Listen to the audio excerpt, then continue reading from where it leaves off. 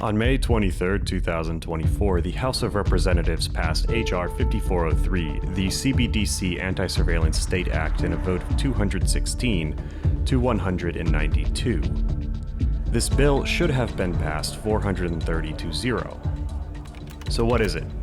We'll give you all the details, why it's important, and peel back a few layers of the U.S. financial system. And we'll also examine whether a relationship exists between CBDCs and gold.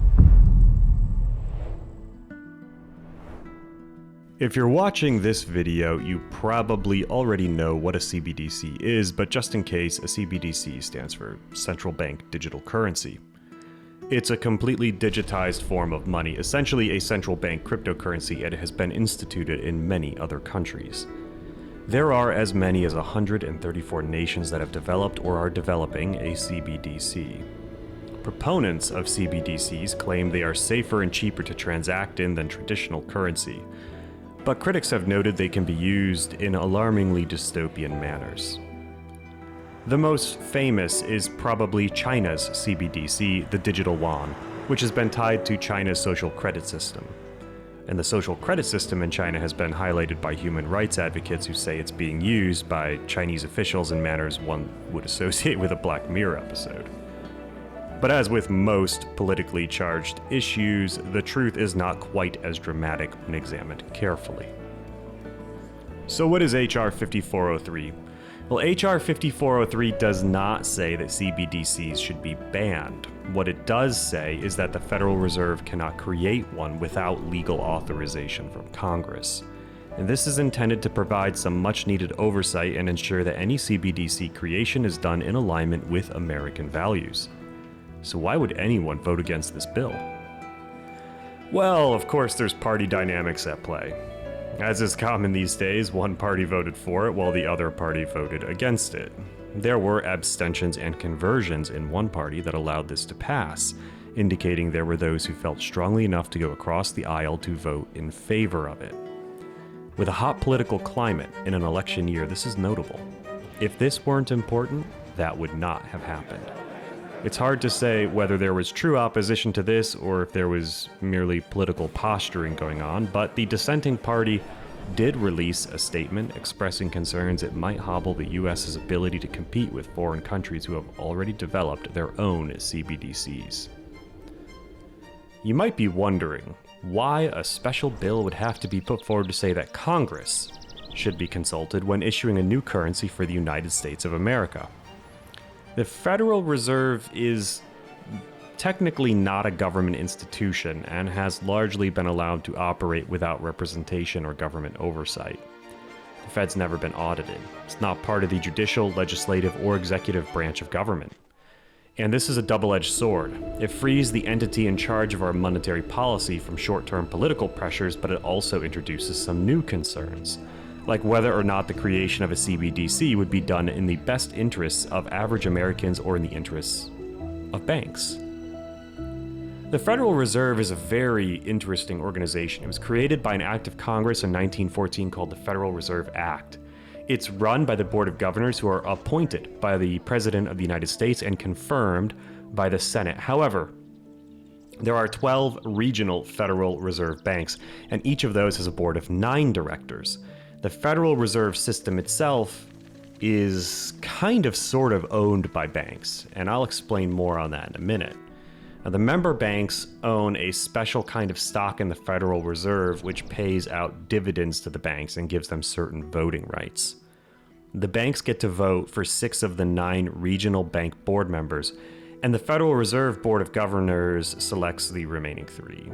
So the Federal Reserve System does control the monetary supply and policy in the US, and it's largely run by banks that technically, quote-unquote, own the Fed.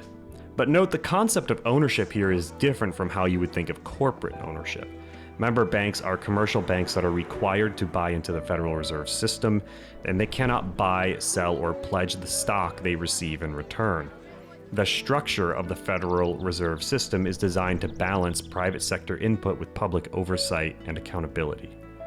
It's not perfect, but it does typically prevent one singular group or political party from seizing total control of U.S. monetary policy and ensures some degree of operational independence. Now, at this point, you can probably see why there are concerns about the Fed creating and issuing its own CBDC without the consent of Congress. In theory, they have the authority, and Congress is responding by introducing this bill. Now, lest we be accused of implying ill intent on the part of the Federal Reserve, it's worth mentioning that Fed Chair Jerome Powell is on the record back in March 2023, stating that a CBDC is, quote, something we would certainly need congressional approval for, end quote. So is this much ado over nothing if the Federal Reserve was already planning to wait for congressional approval?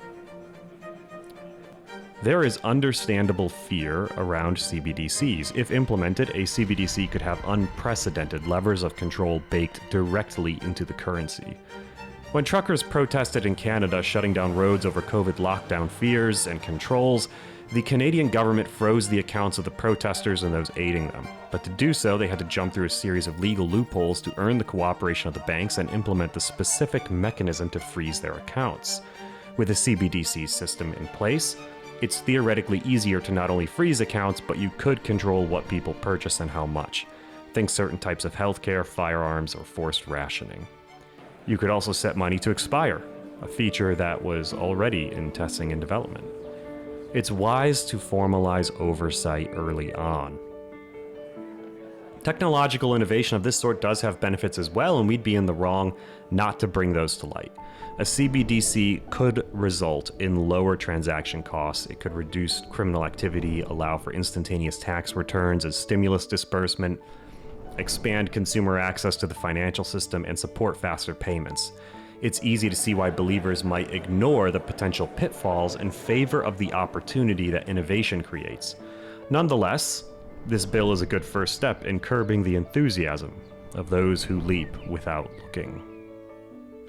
Whenever we talk about money, we have to talk about gold and silver. As both metals are traded openly on the market and treated more as assets than as currency these days, it does beg the question, would a CBDC have an impact on gold or silver? Indirectly, there's a chance that it would. But we don't see a direct correlation between gold and silver prices and the launch of other CBDCs worldwide. If CBDCs globally took over and cash systems were eliminated or greatly reduced, that might be a catalyst for gold and silver buying at the retail level. People will always look to have some form of physical currency, and it's unlikely that gold and silver would lose that utility. It should also be noted that many central banks around the world are loading up on gold as a safe haven asset and an alternative to US Treasuries. Any concern that central banks would attempt to stifle a gold and silver market to gain complete dominance over all transactions should be weighed against the logic that it's against their own interests to impair their balance sheets that way. And besides, if central banks wanted to do that, they'd go after cryptocurrencies first.